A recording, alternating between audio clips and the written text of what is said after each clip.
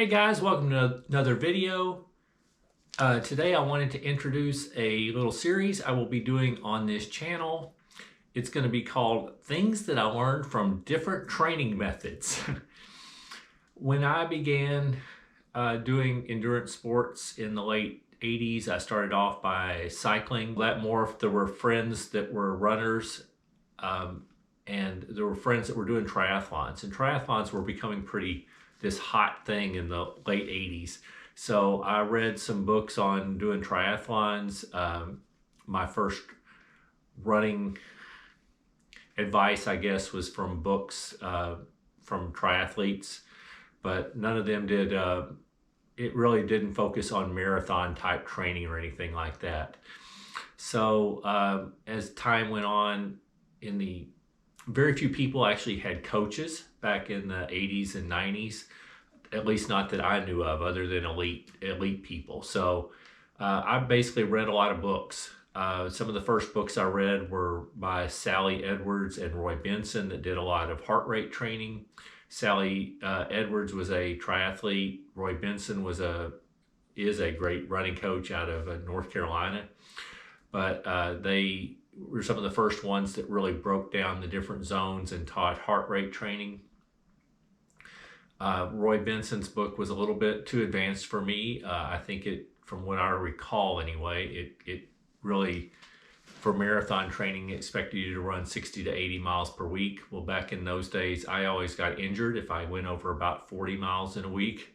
So I didn't really follow the book very closely, but I did still learn some things from it. Anyway, this series is going to talk about some of the different books I read and different methods.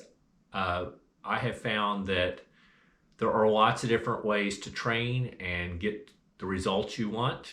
There are ways to go slower and more miles, add more speed sessions and get there. Anyway, I just want to do kind of an overview of things I've learned from different methods.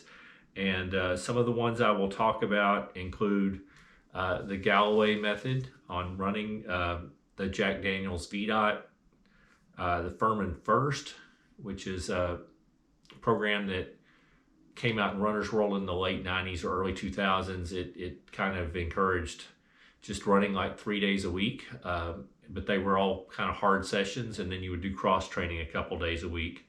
The MAF method, which is a low heart rate training method that popularized by Phil Maffetone, and polarized training, which is kind of based on a lot of research done by Dr. Steven Seiler, where you're spending 80% of the time at an easy effort, but that 10 to 20% at a hard effort, and how that works.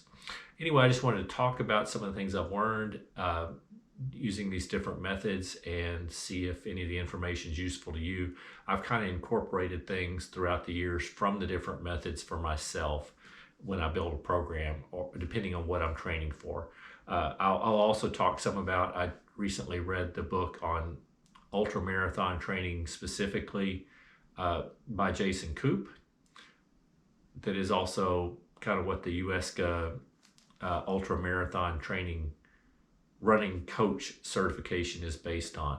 So I've got some input on that as well. Anyway, I hope you will follow along and find this series interesting. And other than that, I hope you're having a great day and keep moving.